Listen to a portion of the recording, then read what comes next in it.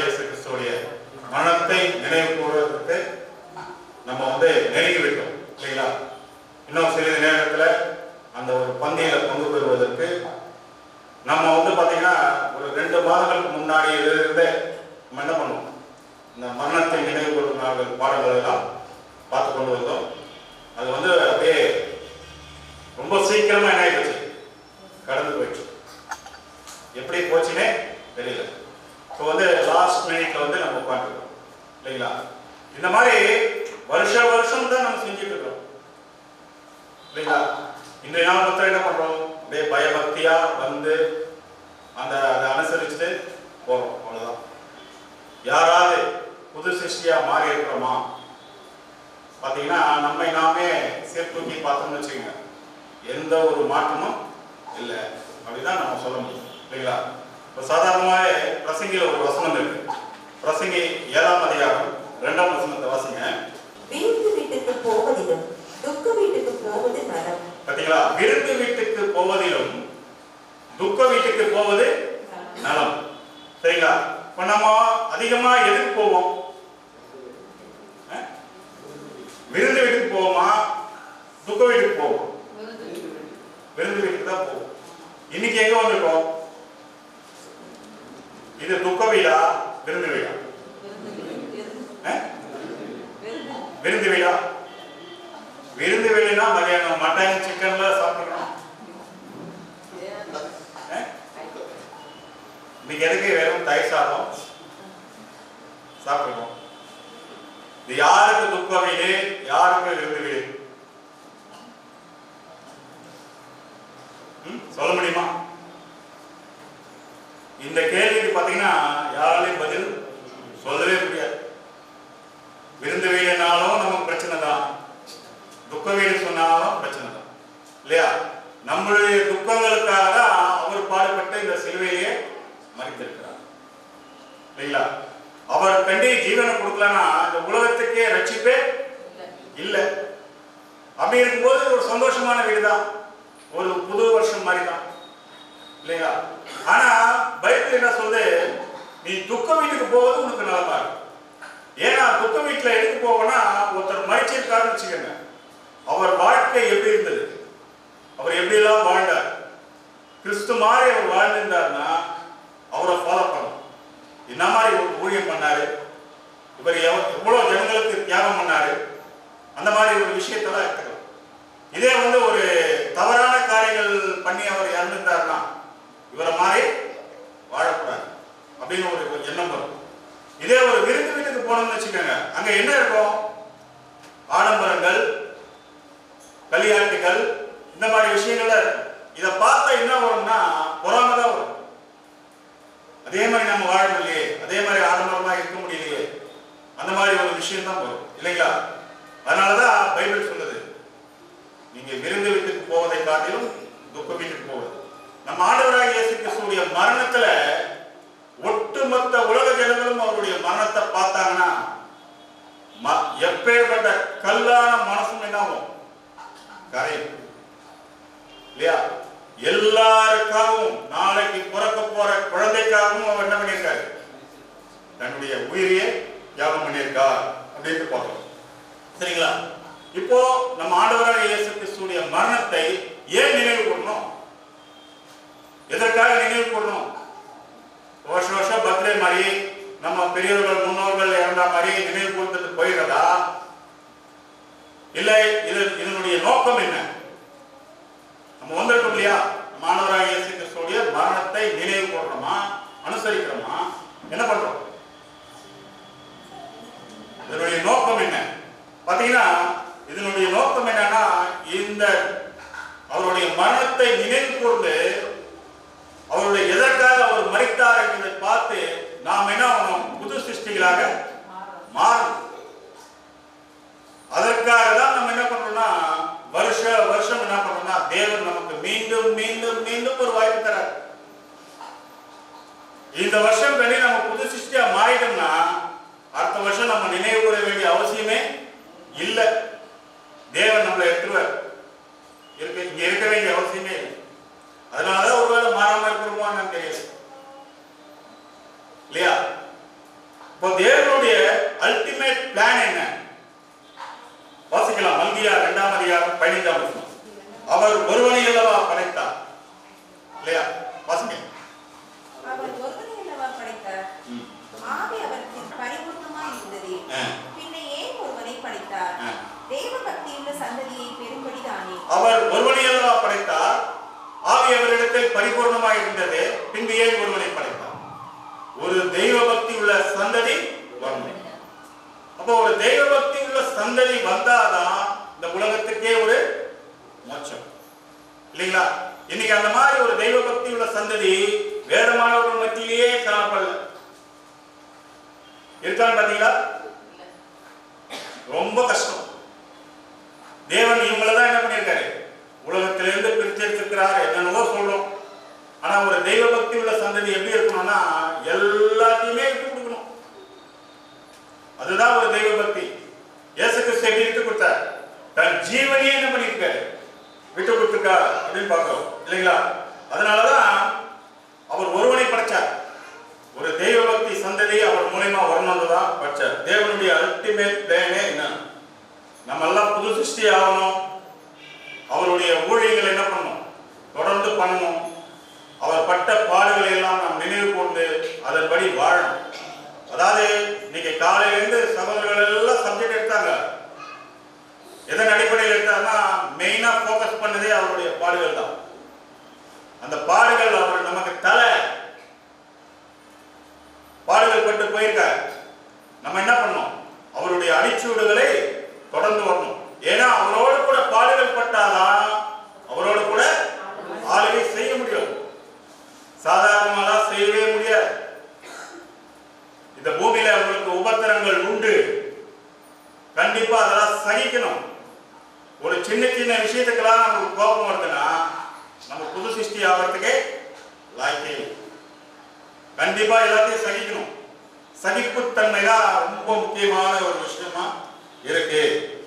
ஆனா ஒரு தெய்வ பக்தி உள்ள சந்ததி வந்ததா அப்படின்னு பாத்தீங்கன்னா இது வரைக்கும் வரல. கண்ணு கேட்ட தூரம் தெரிஞ்ச மாதிரி தெரியல. எல்லாம் தேவனுடைய வேஷத்தை தரித்தவர்களாக தான் இருக்கிறாங்களே தவிர எதையுமே யாருமே விட்டு கொடுக்கிற ஒரு எண்ணங்கள் யாருக்குமே இல்லை. அதனால்தான் ஆதாமை நித்தம் நம்ம எல்லாம் எப்படி வளர்ந்திருக்கோம்னா அந்த ஒரு துர்குணத்துல தான் வளர்ந்திருக்கோம். அதுதான் சங்கீதக்காரர் கூட சொல்றாரு. சங்கீதம் 51:5 வாசிங்க. இதோ நான் துர்குணத்தில் உருவானேன், என் தாய் என்னை பாவத்தில் கர்ப்பம் தெரிவித்தார். துர்குணத்திலேயே உருவாயிட்டோம். வளர்ந்து எப்படி இருக்கும், துர்குணத்துல தான் வளர்ந்துருக்கும். தாயும் நம்மளை என்ன பண்ணிருக்காங்கன்னா பாவத்திலேயே கர்ப்பம் தெரிவித்தார் அப்படின்னு இருக்கும். அதனாலதான் வேதம் என்ன சொல்லுதுன்னா ரோமர் 5:12 வாசிங்க.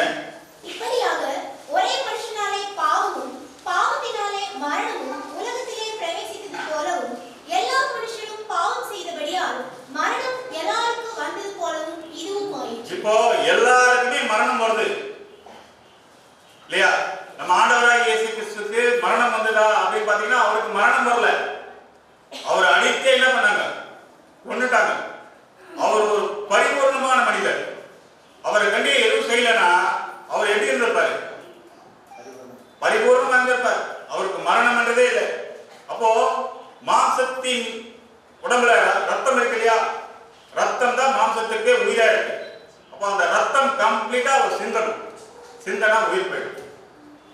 அதனாலதான் அவர் உடம்புல உள்ள கடைசி சொட்டு ரத்தம் வெளியே வர வரைக்கும் அவர் என்ன பண்ணாங்க, அடிச்சாங்க, துன்புறுத்தினாங்க. ஆனா நம்ம உடம்புல இருக்கிற ரத்தம் எப்படி இருக்கு, துர்குணத்துல இருக்கு, பாவத்துல இருக்கு. இந்த ரத்தத்தை எங்க போய் டயாலிசிஸ் பண்றது, எங்க பண்ணா சரியாகும்? உலகத்துல எங்க போய் பண்ணாலும் சரியாகும். இதுக்கு ஒரே வழி, நம்ம ஆண்டவராகிய இயேசு கிறிஸ்துவுடைய ரத்தத்துல நம்ம கழுவணும். அப்பதான் அது சுத்தமாகுமே தவிர வேற வாய்ப்பே இல்லை. அப்படின்னா இதுக்கு ஒரு முடிவு கொண்டு வரணும். இந்த மரணம் என்ற ஒரு விஷயத்துக்கு முடிவு கொண்டு வரணும்னா இது யாரால தான் முடியும் என்று பார்த்தீங்கன்னா நம்ம ஆண்டவராகிய இயேசு கிறிஸ்துவால தான் முடியும். அதுலயே ரோமர் 5:19 வாசிங்க.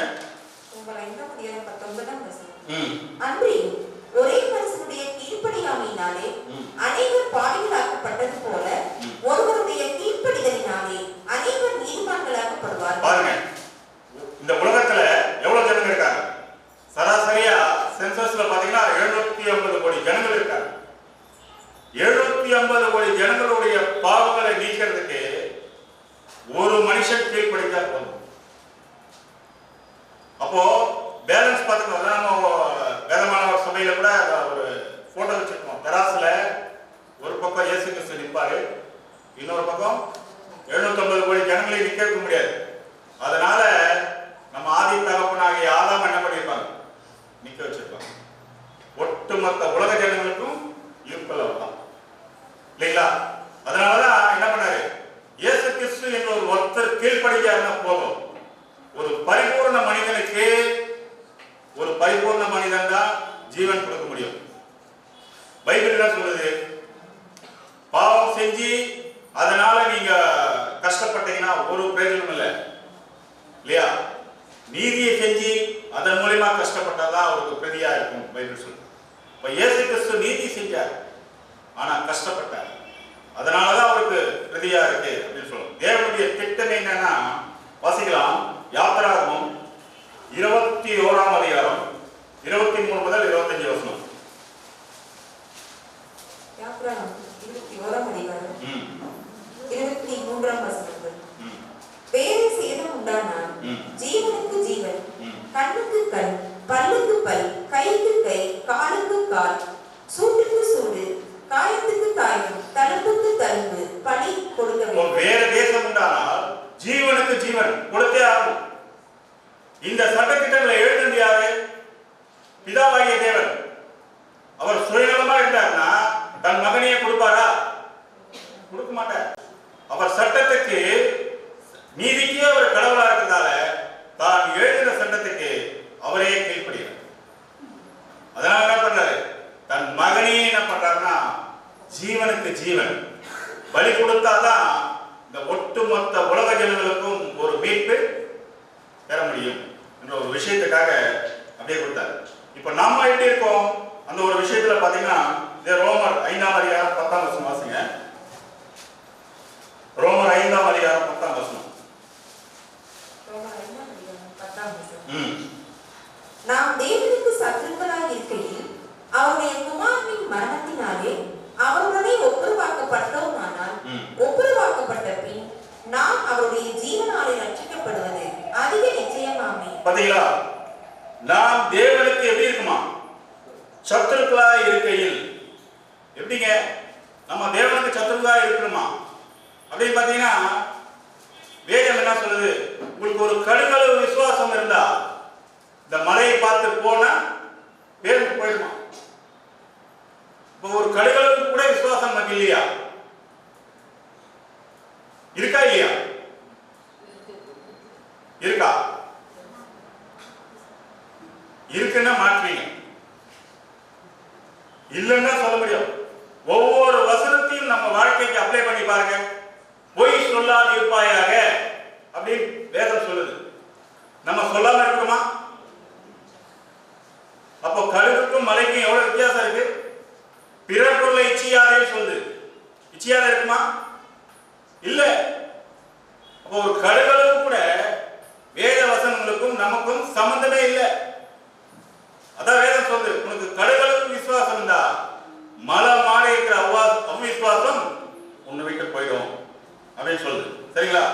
அப்போ நம்ம எப்படி இருக்குன்னா, தேவனுக்கே சத்துருக்களா அவர் சொன்ன வார்த்தைகளுக்கு எதுக்குமே கீழ்ப்படியல. ஆனா அப்ப கூட தேவனுடைய இரக்கத்தின் நிமித்தம் தம்முடைய குமாரன் கிட்ட நீங்க கண்டு ஒப்புரவாயிட்டீங்கன்னா நாம் அவருடைய ஜீவனாலே ரட்சிக்கப்படுவது அதிகம் நிச்சயம் அல்லவா? குமாரன் கிட்ட ஒப்புரவாகணும். எப்படி ஆகுது? அவரோட என்ன பண்ணும்? ஃப்ரெண்ட்ஷிப் வச்சுக்கணும். நம்ம யாரோட ஃப்ரெண்ட்ஷிப் வச்சுக்கிறோம்? சாத்தனுடைய. அவரோட வச்சுக்கலாம் சாத்தனுடைய தான், வேற வழியே இல்லை. இருக்கிறதே ரெண்டே பேர் தான், ஒண்ணு இவரு அவரு. கிறிஸ்து உருவாவதும் சாத்தான் உருவாவதும் யார் இடம் கொடுக்குறாங்க? நம்ம தான் பறவைகளுக்கும் நரிகளுக்கும் கூடுகளும் குழிகளும் உண்டு, மனுஷகுமாரனுக்கோ தலை சாய்க்க இடம் இல்லையா. அவருதான் இந்த உலகங்கள்லாம் படைச்சாரு, செஞ்சாரு, கொண்டாரு. அவருக்கே தலை சாய்க்க இடம் இல்லையா. அவர் எங்க தலை சாய்ப்பாரு? எங்க சாய்ப்பார்? மகனே, உன் இருதயத்தை எனக்கு தா. இருதயத்துல தலை சாய்க்க நினைக்கிறார். யாராவது அவரை இருதயத்தில் ஏற்றுக்கொள்றோமா? தோ வாசப்படியில் வந்து நான் கதவை தட்டுகிறேன். ஒருவன் என் சத்தத்தை கேட்டு கதவை திறந்தால் நான் அவன் உள்ளத்திலே வந்து போஜனம் பண்ணுவேன். யார் உள்ளத்துல இயேசு கிறிஸ்து வந்து போஜனம் பண்ற அளவுக்கு நம்ம இடம் கொடுத்து வச்சிருக்கிறோம்? சிந்திச்சு பாருங்க சகோதர சகோதரிகளே. நம்மலாம் இன்னும் புது சிருஷ்டி ஆவதற்கு காரணமே நம்ம முழுமையா ஆண்டவர் இயேசு கிறிஸ்துக்கு இன்னும் ஃப்ரெண்ட்ஷிப்பே வைக்கல. ஃப்ரெண்ட்ஷிப் வெச்சவனா நீங்க ரட்சிக்கப்படுவது அதிக நிச்சயம் அல்லவா அப்படின்னு சொல்லுது. இன்னொரு வசனம் வாசிக்கலாம். பிலிப்பியர் 2ஆம் அதிகாரம் 8ஆம் வசனம். கிறிஸ்து எப்படி இருக்கிறார் பாருங்க. பிலிப்பியர் 2ஆம் அதிகாரம் 8ஆம் வசனம். பிலிப்பியர் 2ஆம் அதிகாரம் 8ஆம் வசனம். அவர் மனுஷ ரூபமாய் காணப்பட்டு மரண பரியந்தம், அதாவது சிலுவையின் மரண பரியந்தமும் கீழ்ப்படிந்தவராகி தம்மை தாமே தாழ்த்தினார். பாத்தீங்களா? அவர் மனுஷ ரூபமாய் காணப்பட்டும் மரண பரியந்தம் அவர் என்ன பண்ணிருக்காரு? சிலுவையின் மரண பரியந்தம் கீழ்ப்படிந்தவராய் அவர் என்ன தம்மை தாமே தாழ்த்தினார். அப்போ தாழ்த்துற விஷயம் ஒவ்வொரு கிறிஸ்துவ பிள்ளைகளுக்கும் ரொம்ப முக்கியமானது. நம்ம எதிரியாக தாக்குறோமானா எதிரியுமே தாக்கல. அவர் மரண பரியந்தம் என்ன பண்ணிருக்காருன்னா தாக்கிருக்கார். யாருக்காக? நமக்காக தான். சரிங்களா? எதற்காக அவர் மரண பரியந்தம் தாழ்த்த வேணும்? என்ன அவசியம் அவருக்கு? அவர் தாழ்த்த வேண்டிய அவசியமே இல்லையே. எதற்கு தாழ்த்தினார் பாத்தீங்கன்னா, இன்னொரு வசனம் வாசிங்க. எபிரேயர் 2:14. எபிரேயர் 2ஆம் அதிகாரம் 14ஆம் வசனம். ஆதலால் பிள்ளைகள் மாம்சத்தையும் இரத்தத்தையும் பிள்ளைகள் யார்? பிள்ளைகள் நம்ம தான். பிள்ளைகள் மாம்சத்தையும் இரத்தத்தையும் உடையவர்களாய் இருக்க அவரும் அவர்களைப் போல மாம்சத்தையும் இரத்தத்தையும் உடையவரானார். மரணத்துக்கு அதிகாரியாகிய பிசாசானவனை தமது மரணத்தினாலே அழிக்கும்படிக்கு. பாத்தீங்களா? இப்ப வந்து அவரை யாராவது குற்றம் சொல்ல முடியுமா? நமக்கு முன்னாடி யாராவது செஞ்சு காமிக்கலையே, அப்பதான் நம்ம செய்ய முடியும் என்ற ஒரு ஏதாவது சொல்ல முடியுமா? நமக்கு முன்னாடி அவரும் என்ன பண்ணிருக்காரு? இந்த மாம்சத்தையும் ரத்தத்தையும் உடையவரா இந்த பூமியில வந்து பாடுகள் பட்டிருக்கார். அவருக்கும் பசி இருக்கு, அவரும் சாப்பிட்டிருக்கார், அவரும் தூங்கி இருக்கார். நமக்கு வர சோதனைகளை காட்டிலும் அவருக்கு அதிகமான சோதனைகள் வந்திருக்கு. அதனாலதான் அவருடைய அடிச்சூடுகளை தொடர்ந்து வரும்படி ஒரு மாதிரியே வச்சு போயிருக்கார். சும்மாவே ஒன்றும் சொல்லல, நீங்க வந்து என்ன ஃபாலோ பண்ணுங்க அப்படின்னு சொல்லல. அவர் பாடுபட்டு போய் காமிச்சிருக்கார். செய்ய முடியுமா? முடியாதா? கண்டிப்பா செய்ய முடியும். காரணம் என்ன தெரியுங்களா? ஏன் செய்ய முடியாம நம்மளை தடுக்குதுன்னா, நம்மளுடைய மாம்சத்தின் இச்சை, ஜீவனத்தின் பெருமை, இதெல்லாம் நம்மளை தடுக்குது. அதனால இயேசு கிறிஸ்து சொன்னாரு, ஒருவன் என்னை பின்பற்ற வர விரும்பினால் முதல் உங்கள் சுயநலத்தை வெறுங்க. சுயநலத்தை வெறுத்தவங்க தான் கிறிஸ்துவை ஃபாலோ பண்ண முடியும். சுயநலத்தை வெறுக்காதவங்க கண்டிப்பா ஃபாலோ பண்றதுக்கு வழியே இல்லை. இன்னொரு வசனம் வாசிக்கலாம். ரோமர் 5:8. ரோமர் 5ஆம் அதிகாரம் 8ஆம் வசனம். நாம் பாவிகளாய் இருக்கையில் கிறிஸ்து நமக்காக மரித்ததினாலே தேவன் நம்மை வைத்த தமது அன்பை விளங்க பண்ணுகிறார். நாம் பாவிகளாய் இருக்கையில் கிறிஸ்து நமக்காக மரித்ததினாலே தேவன் நம்ம மேல் வைத்த அன்பை என்ன பண்ணியிருக்கார்? விளங்க பண்ணியிருக்கார். அப்போ கிறிஸ்துவும் நம்ம மேல அன்பு வச்சிருக்கார், தேவனும் நம்ம மேல அன்பு வச்சிருக்கார். ரெண்டு பேருடைய பிளான் என்ன தெரியுங்களா? ஆரம்பத்திலே ஆதியாகமத்திலே வச்சிருக்கோம். நாம ரெண்டு பேர் சேர்ந்து நம்மளுடைய சாயலாய் மனுஷனை படைக்கலாமா சொன்னாங்களா இல்லையா? அப்ப ரெண்டு பேருடைய பிளான் மைண்ட் எல்லாமே எதற்காகனா, அவங்க நம்ம எல்லாருமே தேவ பக்தி உள்ள சந்ததியா வரணும். இன்னொரு வசனம் இருக்கலாம். யோவான் 3ஆம் அதிகாரம் 16ஆம் வசனம். தேவனுடைய அன்பு பாருங்க. 3ஆம் அதிகாரம் 16ஆம் வசனம்.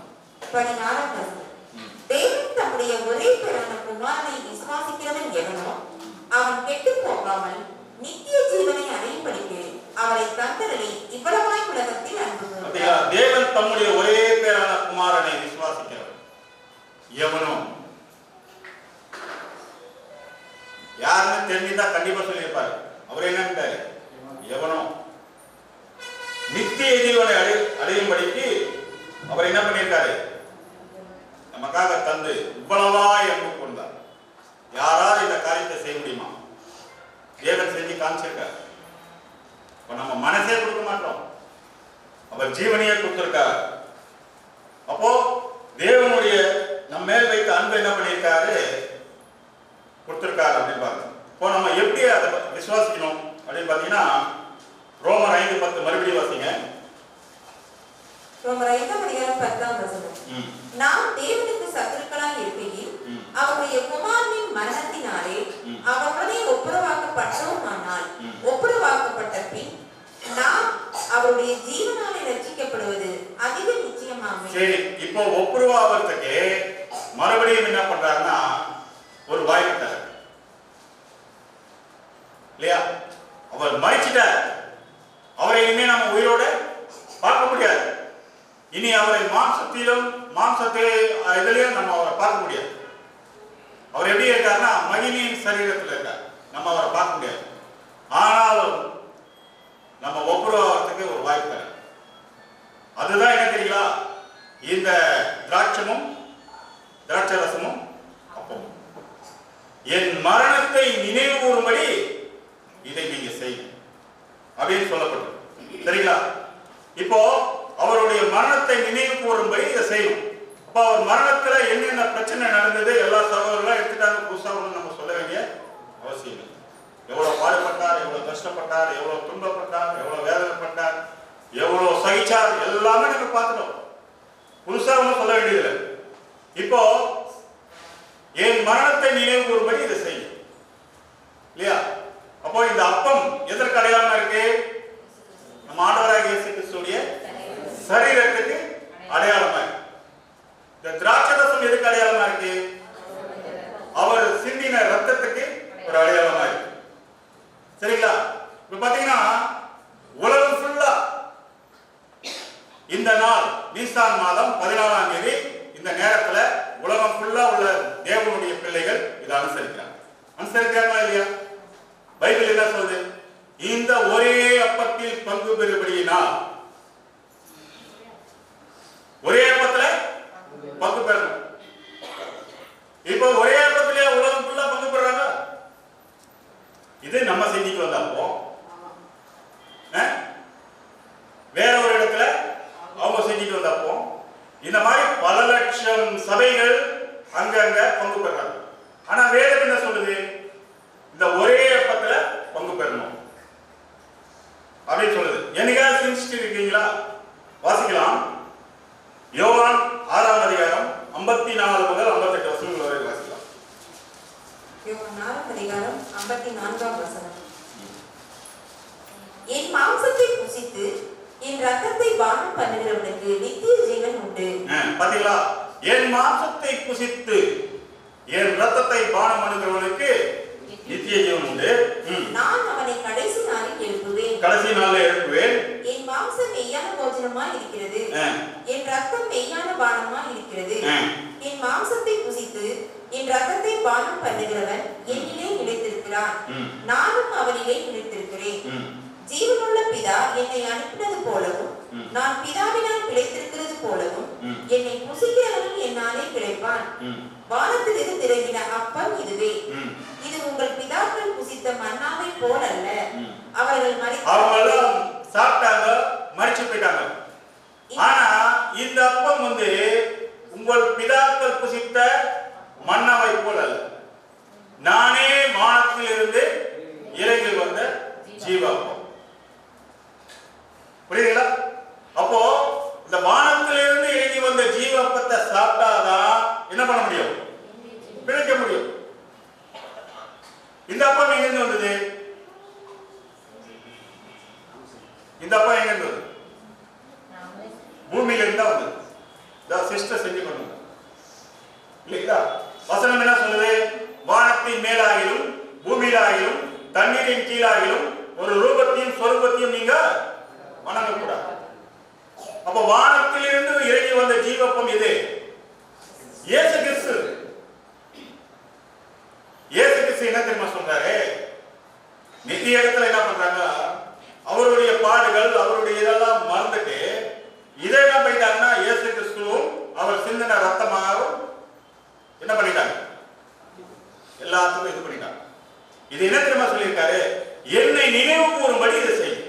அப்போ இதை எப்படி அவருடைய கம்பேரிசன் எப்படி கொடுக்கிறாருன்னா, இப்ப பல கோதுமை மணிகள் அரைக்கப்பட்டு நெருப்பினால் சுடப்பட்டு உப்பு சப்பு இல்லாத ஒரு அப்பமா சுடப்படுது. இயேசு கிறிஸ்துடைய வாழ்க்கையும் அப்படிதான் இருந்தது. ஒரு சுயநலம் இல்லாத ஒரு வாழ்க்கையா இருந்தது. அவருடைய வாழ்க்கையில இனிப்பு தான் இருந்ததா, சந்தோஷமா இருந்தாரா இல்லையா? எப்போதுமே தன்னுடைய பிள்ளைகளுக்காக சிந்தனை பண்ணி கொண்டேதான் இருந்தார் அவர். அப்போ ஒரு என்ன சொல்றது, ஒரு சுயநலம் இல்லாத ஒரு வாழ்க்கையை தான் என்ன பண்ணிருக்காரு இந்த பூமியில அவர் வாழ்ந்திருக்கார். அப்போ இந்த அப்பம் என்ன தெரியுங்களா, எனக்கு அடையாளமா இருக்கு. நான் எப்படி இந்த பூமியில சுயநலம் இல்லாம வாழ்ந்தணும், எப்படி கோதுமை மணிகள் எல்லாம் நெருப்புல சுடப்பட்டு அது ஒரே அப்பமா நம்ம எல்லாம் கம்பேர் பண்ணிக்கிறாரு. அதுல இந்த அப்பத்துல யாரும் இருக்கா, இயேசு கிறிஸ்துவும் இருக்காரு, சபையாகிய சரீரமும் அதுல என்ன இருக்கு, சுடப்பட்டு இருக்கு. அப்போ நம்மளும் அவரோட கூட சேர்ந்து பாடுகள் அனுபவிக்கணும். அப்போ என் மரணத்தை நினைவு கூறும்படி இதை நீங்க செய்யுங்க இல்லையா? அப்போ இயேசு கிறிஸ்து என்ற ஒரு அப்பம் அதுதான் சாப்பிடணும். சாப்பிடுறது என்னங்க, மனுஷன் அப்பத்தினால மாத்திரமல்ல தேவனுடைய வாயிலிருந்து புறப்படுகிற வார்த்தையினாலெல்லாம் பிழைப்பான். சாத்தானை எப்படி விரட்டினார் என்று எழுதியிருக்கிறதே அப்படி சொன்னாரே இல்லையா? அப்போ இயேசு கிறிஸ்துவ சாப்பிடணும்னா என்ன அர்த்தம்னா, வாயில சாப்பிடுறது இல்ல, அவர் பண்ண ஊழியங்கள், அவர் பண்ண தியாகத்தை நம்ம மனதார நம்ம ஏற்கணும். இதை எப்படி நம்ம சாப்பிட்டு பயபக்தியா சாப்பிடுறோமோ அது அவருடைய வாழ்க்கையை அப்செட் பண்ற மாதிரி. அதுக்குதான் ஒரு அடையாளமா என்ன பண்ணிருக்காரு வச்சிருக்காரு. 39 ஊமைகள் பேசியிருக்காரு. தியரியா பிராக்டிகலா 2 ஊமைகள் தான் பேசியிருக்காரு. பிராக்டிகல் பேரபிள் செஞ்சு காமிச்சிருக்காரு. ஒன்னு அப்பம், இன்னொன்னு கால்பல். எதுக்கு கால்பல் வருது? காரணியை காமிக்குது.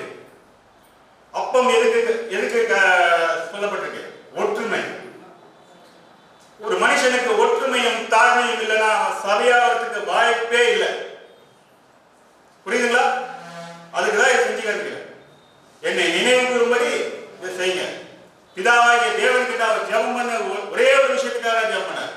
பிதாவே, நாம் ஒன்றாய் இருப்பது போல் இவர்களும் ஒன்றாய் இருக்கணும். இருக்கிறோமா? இல்ல, ஆனா இருக்கணும். அதுதான் பைபிள் சொல்லுது. சரிங்களா? 58ஆம் வசனம் வாசிங்க. அதுலயே வானத்திலிருந்து இறங்கின அப்பம் இதுவே, இது உங்கள் பிதாக்கள் புசித்த மன்னாவை போல் அல்ல. அவர்கள் மரித்தார்களே, இந்த அப்பத்தை புசிக்கிறவனோ என்றென்றைக்கும் பிழைப்பான். இந்த அப்பத்தை புசிக்கிறவனோ என்றென்றைக்கும் பிழைப்பான் என்று சொல்லப்பட்டது. சரிங்களா? அப்போ வானத்தில் இறங்கி வந்த அப்பம் இதுவே அப்படின்னு சொல்லப்பட்டிருக்கு. சரிங்களா? இததான் அப்போஸ்தலனாகிய பவுல் கொரிந்தியருக்கு எழுதுறாரு. 1 கொரிந்தியர் 10ஆம் அதிகாரம் 17ஆம் வசனம் வாசிங்க. 1 கொரிந்தியர் 10ஆம் அதிகாரம் 17ஆம் வசனம். இந்த ஒரே அப்பத்தில் நாம் எல்லாரும் பங்கு பெறுகிறபடியால் அநேகரான நாம் ஒரே அப்பமும் ஒரே சரீரமுமா இருக்கிறோம். பாத்தீங்களா? இந்த அப்பத்தில் நாம பங்கு பெறணும்னு வச்சுக்கோங்க. இந்த அப்பம் எல்லார் உடம்புக்குள்ள வாய்க்குள்ள என்ன இருக்கு போயிடும். அவருடைய மரணத்தை நினைவு கூறும்படி இதை செய்யும். இப்ப நம்ம எல்லாம் எப்படி இருக்கணும்? ஒன்னா இருக்கணும், ஒத்துமையா இருக்கணும். எல்லாருக்குமே கிறிஸ்துவோடைய சிந்தையை தவிர வேற எந்த சிந்தையும் இருக்கக்கூடாது. அந்த ஒற்றுமைக்கு ஒரு அடையாளமா தான் இதை செஞ்சு காமிக்கிறார் அப்படின்னு பார்க்கணும். சரிங்களா? அதுலயே 10ஆம் அதிகாரம் 15-16 நாம் ஆசீர்வதிக்கிற ஆசீர்வாதத்தின் பாத்திரம் கிறிஸ்துவினுடைய இரத்தத்தின் ஐக்கியமா இருக்கிறது. அப்ப கிறிஸ்துவுடைய இரத்தத்திலே ஐக்கியமா இருக்கிறது. நாம் பிற்கிற அப்பம் கிறிஸ்துவினுடைய சரீரத்தின் சரீரத்திலையும் நாம் ஆசீர்வதிக்கிற பாத்திரம் எப்படி இருக்கு? ஐக்கியமா இருக்கிறது அல்லவா? ரத்தம் இல்லாம சரீரம் இருக்குமா? சரீரம் இல்லாம ரத்தம் இருக்குமா? இருக்கிறதுக்கு வாய்ப்பே இல்லை. மாம்சத்தின் உயிர் ரத்தமா இருக்கும். இது ரெண்டும் இல்லைன்னா உயிரே இல்லை. அந்த மாதிரி ரத்தமும் சதையும் ஒன்னா இருக்கிற மாதிரி நீங்கள் எப்படி இருங்க? ஒன்னா இருங்க. புரியுதுங்களா? அதற்காக தொடர்ந்து வாசிங்க. அந்த ஒரே அப்பத்தில் நாம் எல்லாரும் பங்கு பெறுகிறபடியால் அனைவரான நாம் ஒரே அப்பமும் ஒரே சரீரமும் ஒரே அப்பமும் ஒரே இதுல இந்த வசனத்துல பாத்தீங்கன்னா 3 விஷயம் இருக்கு. ஒன்று பாத்திரம், இரண்டாவது ரத்தம், மூன்றாவது அப்பம். நமக்கு ரத்தம் தெரியும். ரத்தம்னா என்ன அர்த்தம்னா, நம்ம ஆண்டவராக இயேசு கிறிஸ்து இந்த உலகத்துக்கு வந்து அவர் லைஃபையே பண்ண தியாகத்துக்கு அடையாளமா தான் ரத்தம் இருக்கு. நமக்கு கூட சொல்றோம் இல்லையா? வேர்வை சிந்தி ரத்தம் சிந்தி இதெல்லாம் செஞ்சேங்க சொல்றோம் இல்லையா? தன் ஜீவனையை என்ன பண்ணிருக்காரு? தியாகம் பண்ணியிருக்காரு. அப்பம் எப்படி பிற்கப்பட்டதோ அவர் சரீரம் ஒட்டுமொத்த உலக ஜனங்களுக்காக பிற்கப்பட்டிருக்கு. இது ரெண்டும் சாதாரண செய்ய முடியாது. அதுக்கு என்ன வேணும் தெரியுங்களா? பாத்திரம் வேணும். அந்த பாத்திரம் யாருடையது? பிதாவாகிய தேவனுடையது. மங்குஸ்கால வெட்டும் போது என்ன சொல்றாரு? பட்டயத்தை உரையிலே போடு, என் பிதா எனக்கு கொடுத்த பாத்திரத்தில் நான் பானம் பண்ணாது இருப்பேனோ சொல்றாரு. அவர் தந்த குணலட்சணத்துல இவர் என்ன பண்ணிருக்காரு? வாழ்ந்து காமிச்சிருக்காரு. இந்த பூமியில என்ன பண்ணிருக்காரு? தன் லைஃபையே சாக்ரிஃபைஸ் பண்ணிருக்காரு. அதுதாங்க நம்மளே சொல்றாரு, நீங்க என்ன ஃபாலோ பண்ணீங்கன்னா நீங்களும் சுயநலத்தை வெறுத்துருங்க. நான் எப்படி ஜெயம் கொண்டு என் பிதாவின் சிங்காசனத்துல உட்கார்ந்தனோ, யாரெல்லாம் ஜெயிச்சு வரீங்களோ என்னுடைய சிங்காசனத்தை சும்மா இல்லைங்க. பிதாவாய் அதனால இயேசு கிறிஸ்து கூட சொல்றாரு, நீங்கள் பூரண சர்க்குணராய் என் பிதா எப்படி பூரண சர்க்குணரா இருக்காரோ அந்த மாதிரி நீங்க இருங்க. என்ன மாதிரி இருங்க கூட சொல்ல இல்லையா? என்ன மாதிரி இருங்க கூட சொல்ல.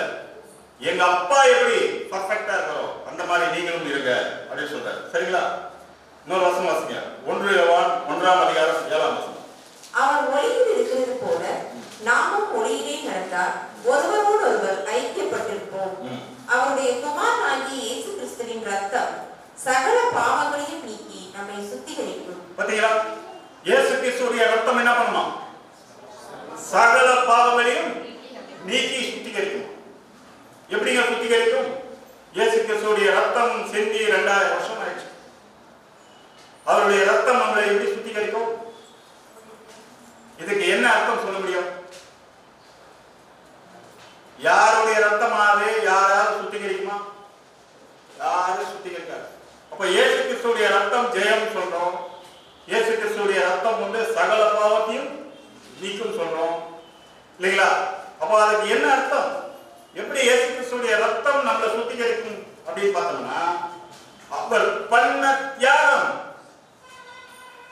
ரத்தம் சிந்திருக்காரு இல்லையா? அவர் பண்ண தியாகம் யாருக்காக? நமக்காக. அவர் பண்ண தியாகம் நம்ம நினைவு கூர்ந்தோம்னா கண்டிப்பா நம்மளுடைய பாவங்களை என்ன பண்ணும்? சுத்திகரிச்சு இல்லையா? இன்னைக்கு அதுதானே நம்ம மணிக்கணக்கா பேசுறோம், மணிக்கணக்கா படிக்கிறோம், நிறைய சபை கூடுதல்ல கூடுறோம். அவருடைய ஏதோ ஒரு வகையில அவருடைய குணலட்சணம் நம்ம என்ன பண்ணுது? மாற்றுது. இதுக்கு முன்னாடி எப்படி இருந்தோம்? ஞானஸ்தானத்துக்கு முன்னாடி பாவிகளாகவும் என்னென்னவோ இருந்தோம். அதை சொல்லவே முடியாது. அந்த மாதிரிலாம் இருந்தோம். இன்னைக்கு எப்படி நம்ம ஒரு நல்ல நிலைமைக்கு கிறிஸ்துவுடைய போதனைகளை பேசுறோம், அவர் வழியில நடக்கிறதுக்கு ட்ரை பண்றோம். காரணம் என்னன்னா, அவருடைய ரத்தம் தான், அவர் பண்ண தியாகம் தான் நாம் அதில் நடக்கிறதுக்கு நம்மளை என்ன பண்ணுது? வழிவகுக்குது. அதுதான் அவருடைய ரத்தம் சகல பாவங்களையும் எப்பேற்பட்ட, ஒரு வசனம் கூட இருக்கு, உங்கள் பாவங்கள் சிவேர் என்று இருந்தால் அது என்ன ஆகுமா? பஞ்சை போல் வெண்மையா. எதன் மூலமாவதுன்னா, அவருடைய ரத்தத்தினாலே நீங்கள் மீட்கப்பட்டீர்கள். அவர் பண்ண தியாகத்தினாலதான் நம்ம எல்லாம் மீட்கப்பட்டிருக்கோம். சாதாரணமால மீட்கப்படல. சரிங்களா? கடைசியா ஒரு வசனம் வாசிக்கலாம். 1 கொரிந்தியர் 11ஆம் அதிகாரம் 23ல இருக்கு. நான் உங்களுக்கு ஒப்புவித்ததை கர்த்தரிடத்தில் பெற்றுக்கொண்டேன். என்னவெனில் கர்த்தராகிய இயேசு தாம் காட்டிக் கொடுக்கப்பட்ட அன்று ராத்திரியிலே அப்பத்தை எடுத்து ஸ்தோத்திரம் பண்ணி அதை பிட்டு, நீங்கள் வாங்கி புசியுங்கள், இது உங்களுக்காக பிற்கப்படுகிற என்னுடைய சரீரமாய் இருக்கிறது, என்னை நினைவு கூறும்படி இதை செய்யுங்கள். உங்களுக்காகவே பிற்கப்படுகிற என்னுடைய சரீரமாய் இருக்கு. புரியுதுங்களா? அவர் சரீரத்தையே பிட்டு என்ன பண்ணிருக்காரு? நமக்காக கொடுத்திருக்காரு. எதுக்கு தெரியுங்களா? அவருடைய சரீரமா மாறுது. புரியுதுங்களா? சாதாரணமாவே ஒரு மீன் பிடிக்கணும்னா கூட ஒரு புழுவாக இன்வெஸ்ட்மெண்ட் பண்ணி ஆகும். வெறும் முள்ள மத்த போட்டா மீன் வருமா? வராது. அவர் சரீரத்தையே பிட்டு கொடுத்திருக்காரு. முதல் அவர் விதைச்சது 12 சீஷர்களை. 12 சீஷர்களை விதைச்சு 1,44,000 பேர் என்ன பண்றாரு? அறுவடை பண்றாரு. பிதாவாகிய தேவன் முதல் இயேசு கிறிஸ்து என்ற ஒரு நல்ல கோதுமை மணியை இன்வெஸ்ட்மெண்ட் பண்றாரு. அதன் மூலமா 12 சீஷர்களை அறுவடை பண்றாரு. யாருமே சும்மா பண்ண முடியாது.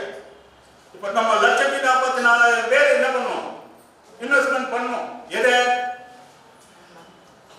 இன்வெஸ்ட்மெண்ட் பண்ணணும்? சொல்லுங்க பார்க்கலாம். யாராவது கரெக்டா?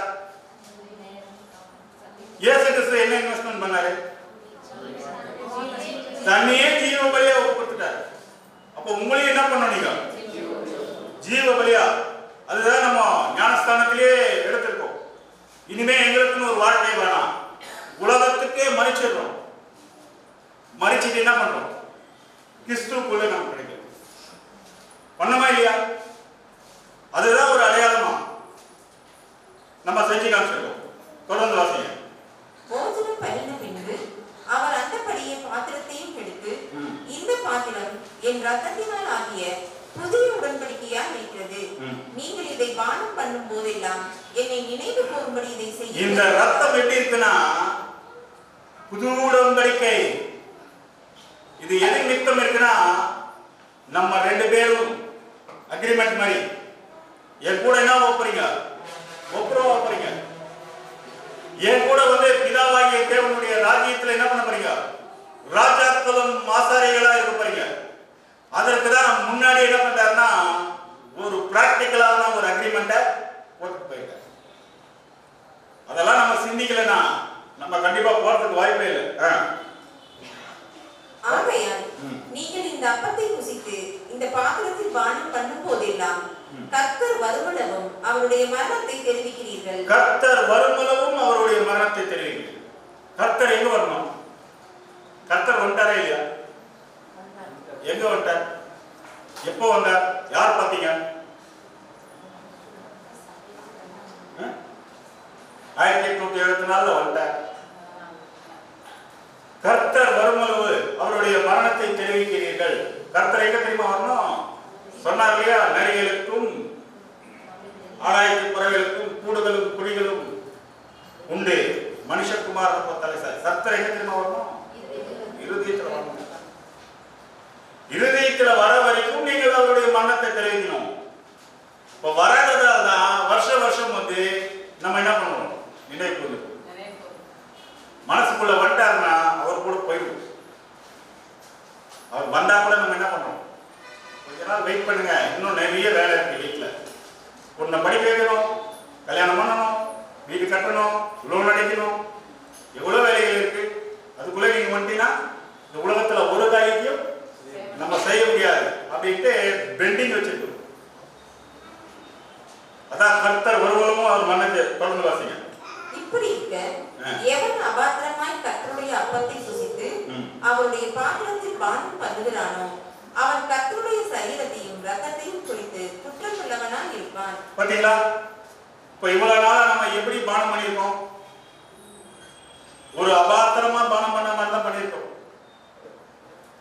இது எதற்காக வைக்கப்பட்டிருக்கு, இது எதற்காக அனுசரிக்கிறோம் என்ற ஒரு விஷயத்தையுமே தெரியாம பண்ணிட்டு இருக்கோம். இது அவரோட செய்யற அக்ரிமெண்ட், புது உடன்படிக்கை. இன்னைக்கு பானம் பண்ணிட்டீங்கல்ல, இன்னைக்கு பண்ண போறீங்க என்ன கொஞ்ச நேரத்துல? நாளை நாளைக்கே சபை காரியங்களுக்கெல்லாம் நிறைய காரியங்கள் செய்ய வேண்டியது இருக்கு. அப்ப என்ன பண்ண நீங்க எல்லாம் முன் வந்து தரணும். அப்படி இருக்கிறவங்க கை நீங்க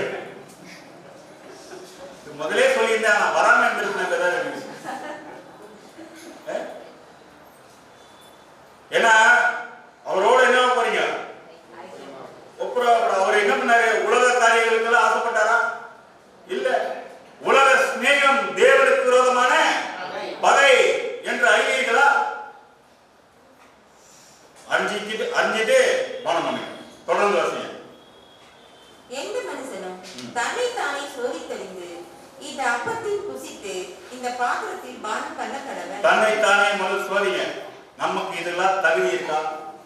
அவரோட கூட அவர் கூட போய் ஃப்ரெண்ட்ஷிப் வைக்க முடியுமா? வேற யார் கூட ஃப்ரெண்ட்ஷிப் வச்சுக்கலாம்? இயேசு கிறிஸ்து கூட ஃப்ரெண்ட்ஷிப் வச்சா நமக்கு என்ன கிடைக்கும்? என்ன கிடைக்கும்? சூப்பர். நிஜமா தான் சொல்றீங்களா? ரொம்ப சந்தோஷம். அந்த விசுவாசத்தோட கைவி கண்டிப்பா கிடைக்கும். ஏன்னா அவர்கிட்ட வந்தவங்களை ஒத்தரை அவர் என்ன பண்ணதில்லை, புறமே எண்ணத்தினாலே அபாத்திரமாய் போஜனபானம் பண்ணுகிறவன் கர்த்தருடைய செயல் இன்னதென்று நிதானித்து அறியாததினால் தனக்கு ஆத்மீக தீர்ப்பு வரும்படி போஜனபானம் பண்ணுகிறான். பாத்தீங்களா? என்னன்னு தெரியாம சாப்பிட்டா என்னதான் வரும்? நித்திய ஜீவனா வரும், ஆக்கினி தீர்ப்பு தான் வரும். அதுக்குதான் நம்ம என்ன பண்றோம்னா விரைந்தோடி வந்து பானம் பண்றோம். இன்னைக்கு நீங்க பானம் பண்றீங்கன்னா உண்மையாவே அவரோட கூட என்ன பண்றீங்க? ஒரு கையெழுத்து செக்ல போட்டு கொடுக்கறதுக்கு எவ்வளவு யோசிக்கிறோம். என்ன ஆகுமோ ஏதாகுமோ, ஒருவேளை கோர்ட்ல கேஸ் போட்டு நம்மள உள்ள தள்ளிடுவானோ, எவ்வளவு பயப்படுறோம் ஒரு ஷூரிட்டி கொடுக்கறது. ஆனா இதுல எப்படி துணிஞ்சு நம்ம அக்ரிமெண்ட்ல கையெழுத்து போடுறோம். அவர் என்ன பண்ணுவாரு? இரக்கம், மன உறக்கம். அவர் நம்ம என்ன பண்ணுவாரு? என்ன பண்ணாலும் மன்னிச்சுடுவார். அப்படிங்கிற ஒரு எண்ணம் நமக்கு. அதனாலதான் நீங்க அபாத்திரமா பாடம் பண்ணாதீங்க. இது நிமித்தம் 30ஆம் வசனம் வாசிங்க. இது நிமித்தம் உங்களில் அனைவர் பலவீனரும் வியாதி உள்ளவர்களுமாய் இருக்கிறார்கள், அநேகர் நித்திரையும் அடைந்திருக்கிறார்கள். பாத்தீங்களா? இது நிமித்தம் அநேகர் எப்படி இருக்காங்களா? பலவீனர்கள், வியாதி உள்ளவர்கள், நித்திரை அடைகிறார். பலவீனமா இருக்கிறவங்க கிட்ட ஏதாவது ஒரு வேலையை சொல்லி பாருங்க. அதுவா அது சொல்றதுக்கே ஒரு 1/2 மணி நேரம். அதுக்கப்புறம் எங்க போய் வேலை செய்ய? சுத்தமா வேலையே செய்ய மாட்டாங்க. வியாதி உள்ளவங்க அதை விட மோசம். எனக்கே அப்படின்னு இருப்பாங்க. நீங்க வேற கூப்பிடுறீங்க இல்லையா? நித்திரை அடைஞ்சவங்க, டெத் கண்டிஷன்ல இருந்தவங்க. பைபிள்ல 2 பேரை மரணத்துக்கு ஒப்பிட்டு சொல்லு. ஒன்னு நடைக்கணும், இன்னொன்னு கிடைக்கணும். கிடைக்கணும் வந்து செத்திச்சார், உயிரே போயிடுச்சு. இன்னொன்னு இருக்கு நடைக்கணும். நல்லா நடக்கும், ஸ்பீடா போவோம், வரும், எல்லாம் செய்யும். ஆனா தேவனுடைய வேலைக்கு மாத்திரம் வராது. தேவன் மேலேருந்து பார்த்தாருன்னா இவங்க எல்லாம் எப்படி தெரிவாங்களாமா? செத்த போன மாதிரிதான் தெரியும். அவருடைய கண்ணில் வந்து பாத்தீங்கன்னா தேவனுடைய பிள்ளைகள் உடன்படிக்கை பண்ண அந்த 1,44,000 பேர் மாத்திரம்தான் உயிரோட தெரியும். மற்றவங்கள என்னன்னா என்னைக்கானா சாவதான் போறாங்க. உயிர் தேடுதல் அவங்களுக்கு வாய்ப்பே இல்லை. நம்மை நாமே நிதானித்து அறிந்தால் நாம் நியாயம் தீர்க்கப்படும். பாத்தீங்களா? இந்த ஒரு விஷயத்துல மாத்திரம் நம்மை நாமே நிதானித்து அதை அறிந்தோம்னா நம்ம நியாயத்திற்கு. அன்புக்குரிய சகோதர சகோதரி, இந்த வருஷத்திலேயாவது நம்ம இந்த அப்பமும் திராட்சை ரசம் பருகும் போது உண்மையிலே அவருடைய மரணத்தை நினைவு கூர்ந்து பருகுங்க. சரிங்களா? அவருடைய மரணத்துல நாமளும் என்ன பண்ணோம்? அவர் பண்ண தியாகத்துல நாமும் என்ன பண்ணோம்? பங்கு பெறணும். அதற்காக தான் நீங்கள் அழைக்கப்பட்டிருக்கீங்க. சும்மா ஏதோ வந்து டைம் பாஸுக்கு சபை கூடுதல் வந்துட்டு போற விஷயமே கிடையாது. அதுக்கு உலக ஜனங்கள் எவ்வளவோ சபைகள் இருக்கு, எவ்வளவோ விஷயங்களா இருக்கு, அதை போய் செஞ்சுக்கலாம். நம்ம இங்க வர வேண்டிய அவசியமே இல்லை. என் மரணத்தை நினைவு கூறும்படி இதை செய்யுங்கள் அப்படின்னு சொல்லியிருக்கோம். சரிங்களா? இதை ஒரு பயபக்தியா அனுசரிச்சுட்டு நாம் என்ன பண்ணோம், இந்த வருஷம் இந்த பஸ்காவை நிறைவு செய்யலாம். சரிங்களா? தேவன் தாமே இந்த விஷயங்களை எல்லாம் ஆசீர்வாதமாக்கி தருவார்கள். சற்று நேரம் அமைதியா எழுந்து நிற்கும்படியாக உங்களை அன்புடன் கேட்டுக்கொள்கிறேன்.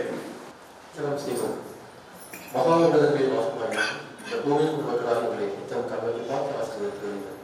தமிழகத்தில் ஒன்றான மீதியோராக மகாபிதாவே, இந்த மாலை வேலையிலே கூட உங்கள் வேலை அவங்களை பார்க்கவும் இடத்திலிருந்து வரக்கூடிய இந்த ஒரு நல்ல ஒரு ஆராதனை வேலைக்காக கூட ஒரே பேரான குமாரின் நாங்கள் மரணத்தை நினைவு மரணமாக இந்த அப்பத்தை கூட நீங்கள் ஆசீர்வதித்து தர வேண்டும் பார்த்து கேட்கிறோம். அப்பா, எங்களுக்காக மரணத்திலிருந்து இறங்கின இந்த அப்பம், இந்த ஜீவன் அப்பம், இந்த மெய்யான அந்த அப்பத்தை தகப்பனை கிறிஸ்துவின் சரீரமாய் மாற்றி தந்து இதை நாங்கள் எங்களுடைய பங்கையும் நாங்கள் பெற்றுக்கொண்டு அதற்கேற்ற ஒரு சூழலை அமைத்து தகப்பனை தொடர்ந்து இன்னும் சத்தியத்தை ஓட நீதாமே கிருபை செய்ய வேண்டும் அப்போது கேட்கிறோம். இந்த தாழ்மையான விண்ணப்பத்தை ஆசீர்வதித்து தர வேண்டுமாய் அருமராட்சி இயேசு கிறிஸ்து மூலமாய் செவன் கேட்டு வழி நடத்துங்க. ஜீவன் தங்க நல்ல பிதாவே. மகா உன்னதங்களில் வீட்டிற்கும் எங்கள் சர்வ வளமுள்ள தேவையே அப்பா, மட்டுமா எங்களை காத்து வழிநடத்தும் அந்த கிருபைகளுக்காய் கோடான கோடி நன்றிகளையும் ஸ்தோத்திரங்களையும் துதிகளையும் இந்த வேளையிலே கூட நாங்கள் எடுக்கிறோம் தகப்பனே. இந்த நாளிலும் சகோதரர்களை ஒன்று சேர்த்து உன்னதமான பரிசுத்த பந்தியிலே பங்கெடுக்கும் கிருபை செய்தி செலுத்துகிறோம் தகப்பனே. இந்த வேளையிலே கூட இயேசு கிறிஸ்துவின் ரத்தத்துக்கு அடையாளமாக இருக்கிற ரசத்துக்காக வந்திருக்கிறோம் தகப்பனே. இந்த ரசத்தையும் கூட இப்பொழுது இயேசு கிறிஸ்துவின் ரத்தமாக எங்களுக்கு மாற்றித்தார்கள் தகப்பனே. இப்பொழுதும் கூட இயேசு கிறிஸ்து இந்த நேரத்திலே கூட நினைவுகிறோம் தகப்பனே. இயேசு கிறிஸ்து எங்களுக்காக இந்த பூமியில இருந்து எப்படி பாடுபட்டாரோ, சில அனுபவங்களை வாங்கி எப்படி சகித்தாரோ, எப்படி பலி செலுத்தினாரோ, எப்படி தியாகம் செய்தாரோ, அதே போலவே இது நாங்கள் வருகும் போதும் நாங்களும் அதே போலவே நடந்து இந்த பரிசுத்த பந்தியை நாங்கள் பரிசுத்தமாய் ஆசரிக்க உங்களுக்கு கிருபை செய்யுங்க தகப்பனே. இந்த தாழ்மையான ஜெபத்தை இயேசு கிறிஸ்துவின் மூலம் எடுக்கிறோம். எங்கள் ஜீவனில் நல்லது.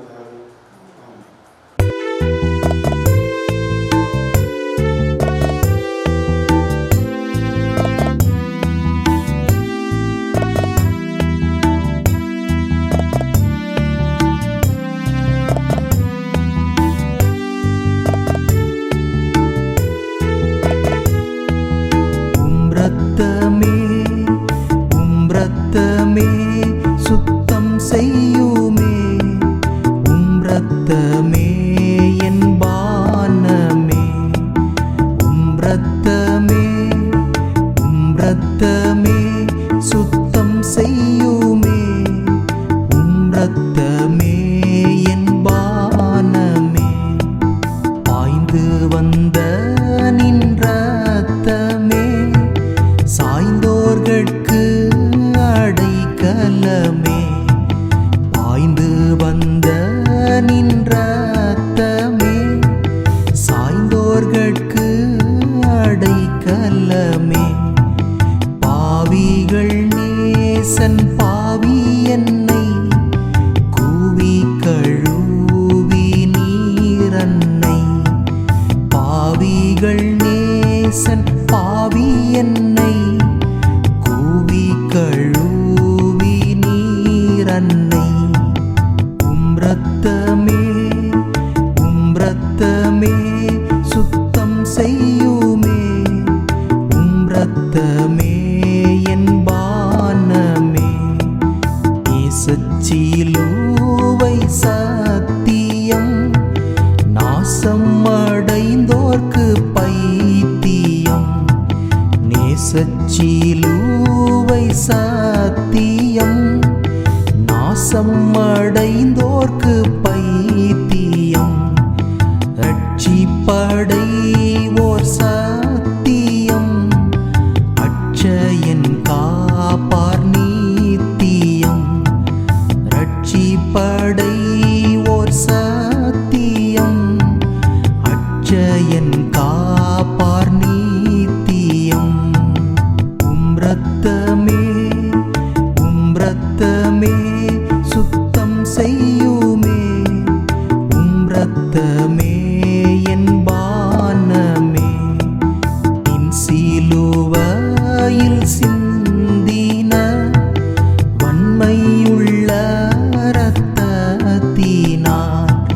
நின் சிலுவையில் சிந்தின வன்மையுள்ள இரத்தத்தினால்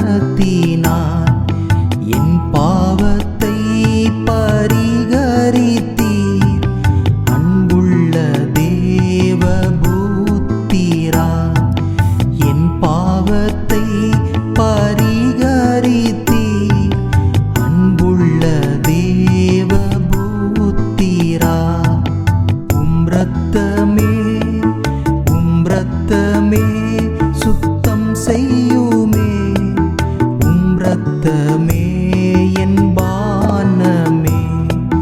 பன்றி போல் சேற்றில் பூரண்டேன், நன்றி இல்லாமல் தீரிந்தேன். பன்றி போல் சேற்றில் பூரண்டேன், நன்றி இல்லாமல் தீரிந்தேன். கரத்தால் அரவணைத்தீர், வரத்தால் ஆசீர்வதித்தீர். கரத்தால் அரவணைத்தீர், வரத்தால் ஆசீர்வதித்தீர். உம் இரத்தமே சுத்தம் செய்யுமே. உம் இரத்தமே என் பானமே. ஐயனே உமக்கு மகிமையும், துய்யனே தூதிகானமும். ஐயனே உமக்கு மகிமையும், துய்யனே தூதிகானமும். மெய்யனே